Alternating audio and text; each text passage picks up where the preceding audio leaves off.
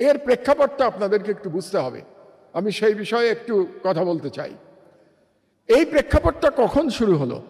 এই যে মাদ্রাসাকে অবহেলা করবার এই প্রেক্ষাপট শুরু হলো শেখ মুজিবুর রহমান যখন ইসলামের নামে রাজনীতি নিষিদ্ধ করে দিলেন। কারণটা হচ্ছে, এটা একটু বোঝার বিষয় আছে। কারণটা হলো যে 1971 সালের যে মুক্তিযুদ্ধ ছিল, সেই মুক্তিযুদ্ধ ছিল জালিমের বিরুদ্ধে মজলুমের লড়াই। আমরা মনে করেছিলাম যে পাকিস্তানি শাসক গোষ্ঠী মজলুম, এই জন্যে তৎকালীন পূর্ব পাকিস্তানের জনগোষ্ঠী মজলুম হিসেবে সেই জালিম শাসকদের বিরুদ্ধে লড়াই করেছিল।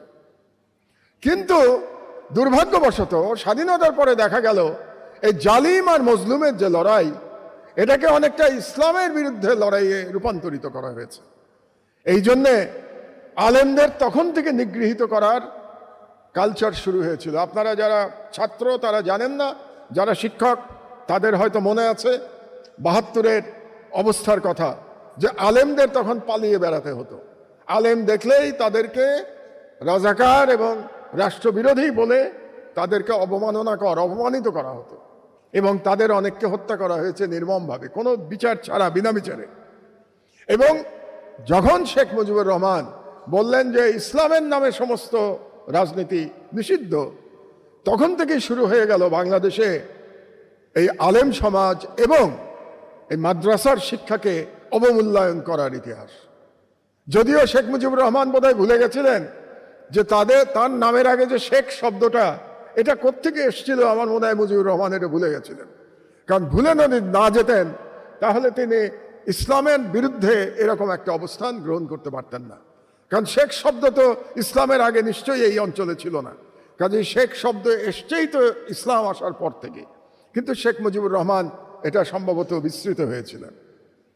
যাই হোক, তো যে কথাটা আপনাদেরকে বলতে চাচ্ছি, এই যে সমাজে ছোট করে দেখার একটা কালচার চলছে আমাদের, সেটার প্রমাণ আমরা শাপলা চত্বরের পরেও দেখতে পেয়েছি। শাপলা চত্বরের পরে যে গণহত্যা হয়েছিল, তারপরে সমাজে যে প্রতিবাদ হওয়ার কথা ছিল, সেই প্রতিবাদ কিন্তু হয় নাই। কেন হয় নাই? কারণ শাপলা চত্বরে মাদ্রাসার ছেলেদের হত্যা করা হয়েছে, শাপলা চত্বরে গ্রাম থেকে আসা দরিদ্র পরিবারের ছেলেদের হত্যা করা হয়েছে। সেই জন্যে শহুরে মধ্যবিত্তের এটা খুব একটা তাদের জন্যে, তাদের মানসিকতায় তেমনভাবে তাদেরকে আহত করে নাই। তো এর থেকে আমাদের বুঝতে হবে যে যদি মাদ্রাসার ছাত্র শিক্ষকদের তাদের যেটা প্রাপ্য সম্মান সেটা পেতে হয়, তাহলে সেই প্রাপ্য সম্মান তাদেরকে আদায় করে নিতে হবে।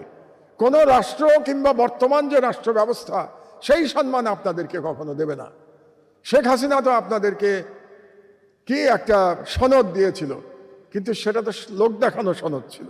সেই সনদ ছিল তার এক ধরনের রাজনীতি, সেটা আলেমদের নিয়ন্ত্রণ করবার রাজনীতি ছিল শেখ হাসিনা। এর মধ্যে কোনো সম্মান ছিল না। রাষ্ট্রের কাছ থেকে সম্মান চাওয়ার কোনো প্রয়োজন নেই, রাষ্ট্রের কাছ থেকে সম্মান আদায় করে নিতে হবে। এবং সেই আদায়টা আপনারা শুরু করেছেন এই জুলাই বিপ্লবে আপনাদের ভূমিকার মধ্য দিয়ে। এবং জুলাই বিপ্লবে আপনাদের ভূমিকা প্রমাণ করেছে যে মাদ্রাসার ছাত্র শিক্ষক তাদেরকে ছাড়া দেশে কোনো বিপ্লব সম্পন্ন হতে পারে না, এটা আপনারা প্রমাণ করেছেন। এখন যে কাজটি করতে হবে, আমি আপনাদের কাছে অনুরোধ রাখবো, সেটা হলো জ্ঞান বিজ্ঞানে আপনাদেরকে এগিয়ে যেতে হবে। মাদ্রাসার ছেলেরা যদি তাদের মেধায় অন্য যে লেখাপড়া বাংলাদেশে আছে সেটাকে ছাড়িয়ে যেতে পারে, তাদেরকে পরাজিত করতে পারে, তাহলে এমনিতেই সমাজ আপনাদেরকে প্রাপ্য সম্মান দিতে বাধ্য হবে। আজ থেকে 1000 বছর আগে এই ইসলামী বিশ্বেই তো বাইতুল হিকমা প্রতিষ্ঠিত হয়েছিল, তাই না? জ্ঞান বিজ্ঞানের পটভূমি ছিল বাইতুল হিকমা প্রায় 1000 বছর আগে। আমাদেরকে আবার বাংলাদেশে এই বাইতুল হিকমা প্রতিষ্ঠা করতে হবে এবং ইনশাআল্লাহ সেটা আপনারা পারবেন বলে আমার বিশ্বাস আছে। কারণ আমি মাদ্রাসার ছেলেদের সাথে প্রায়ই কথা বলি, তারা আমার কাছে আসে, বিভিন্ন বিষয়ে আলোচনা করে দীর্ঘদিন ধরে।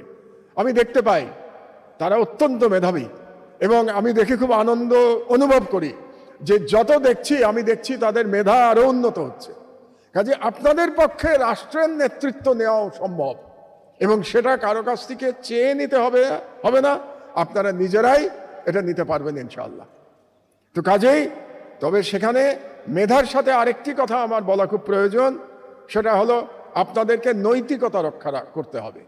কারণ যেহেতু এই রাষ্ট্রে, এই সমাজ ব্যবস্থায় মাদ্রাসার ছাত্র শিক্ষকদের নেতিবাচকভাবে দেখার একটা সংস্কৃতি আমাদের মধ্যে আছে, আপনাদের ছোটখাটো ভুল ত্রুটিও কিন্তু প্রচার বেশি পায় বাংলাদেশে, এটাই বাস্তবতা।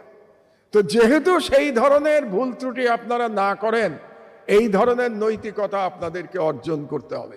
এবং আপনারা যদি জ্ঞান এবং নৈতিকতায় নেতৃত্ব দিতে পারেন, তাহলে রাষ্ট্রের নেতৃত্ব ইনশাআল্লাহ আপনাদের কাছে চলে আসবে। শেখ হাসিনার বিরুদ্ধে লড়াই তো আমাদের একদিনের না, দীর্ঘদিন ধরে চলছে। আমাদের লড়াই চলছে। শেখ হাসিনা 2008 সালে সাজানো নির্বাচনে, আমি এটাকে সাজানো নির্বাচনই বলি, 2008 সালের ওই আলোচনায় আমি যাচ্ছি না, দীর্ঘ হয়ে যাবে। তারপর থেকেই আমাদের লড়াই চলছে। আজকে এই মুহূর্তে উনি এখানে নাই, রফিক সাহেব থাকলে ভালো হতো। একটা পুরনো কথা বলি, আমার নিজের একটা অপরাধের কথা বলি আপনাদেরকে, যেই অপরাধের সাথে রফিক সাহেবের যোগাযোগ আছে। উনি একটু আগে বলছিলেন না যে 2013 সালের আন্দোলনের কথা, যে আন্দোলনে শেখ হাসিনার হয়তো পতন হতে পারত যদি জুলাই বিপ্লবের মতো সাহস করে পুরো জাতি 2013 সালে রাস্তায় নামতো। নামে নাই, আল্লাহর ইচ্ছা ছিল না, জনগণ সাহস সঞ্চয় করতে পারে নাই। ওই সময়ের একটা কথা বলি, বুলবুল সাহেবেরও শুনলে উনি মজা পাবেন। আমি জেলখানায় দীর্ঘদিন ছিলাম, আপনারা জানেন, প্রায় 5 বছর জেলে ছিলাম আমি। তো জেলখানার থেকে অন্যায়ভাবে টেলিফোন করা যায়, কেউ কেউ করেন এটা। আমি আমার জীবনে করি নাই, এই জন্যে আমি বলতাম যে এটা অন্যায়, কাজে আমি এটা করব না। কিন্তু একদিন আমি সেই অন্যায় করেছিলাম, সেই গল্পটাই আপনাদেরকে বলছি, আন্দোলনের কারণে এই গল্পটা বলছি। আমি একবারই ফোন ব্যবহার করেছিলাম পুরো 5 বছরে, এবং আমি ফোনটা করেছিলাম রফিকুল ইসলাম সাহেবকে। এই জন্যই বললাম যে উনি থাকলে ভালো হতো। কেন জানেন? এই 2013 সালের আন্দোলনের সময় এই আন্দোলন নিয়ে আমার কতগুলো পরামর্শ ছিল। তো সেই পরামর্শ কাকে দেব আমি বুঝতে পারছিলাম না। তো আমাকে তো সবাই বললেন তখন যে রফিকুল হক সাহেব নাকি, উনি রফিকুল ইসলাম সাহেব, উনি দায়িত্বপ্রাপ্ত, জামাতের তরফ থেকে উনি একজন দায়িত্বপ্রাপ্ত এই লড়াই করবার জন্য। তো এই লড়াইয়ের আমার পরামর্শটা দেওয়ার জন্যে আমি ওনাকে ফোন করেছিলাম। এই একবারই আমি এই আইনটা ভঙ্গ করেছিলাম, আপনাদের সামনে অপরাধ স্বীকার করলাম। এটা বলছি আমি এই জন্যেই যে লড়াইয়ের অনেক ঘটনা আছে যেগুলো আমাদের অজানা, আমরা প্রত্যেকে বলিও নাই, অনেক লড়াইয়ের ঘটনা অজানা। তো শেখ হাসিনার বিরুদ্ধে বা শেখ হাসিনার ফ্যাসিস্ট শাসন ব্যবস্থার বিরুদ্ধে আমাদের লড়াই দীর্ঘদিন ধরে চলছে, এবং সেই লড়াইয়ের ধারাবাহিকতায় আমরা আল্লাহর রহমতে, আল্লাহর অসীম রহমতে 2024 সালে আমরা জয়লাভ করেছি। এবং আর একটা লড়াইয়ের কথা না বললে আমরা তাদের স্মৃতি ভুলে যাব। 2018 সালে